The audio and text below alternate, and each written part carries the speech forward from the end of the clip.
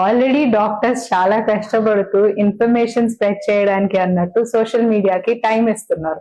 మీరు ఇలాంటి false information తోని మిస్ఇంటర్ప్రిట్ చేయకండి. ఆ స్వీట్ ఇంకా 2-3 days లైన్ తిన్నా అనమాట. వామ్స్ వచ్చేసినాయి అనమాట.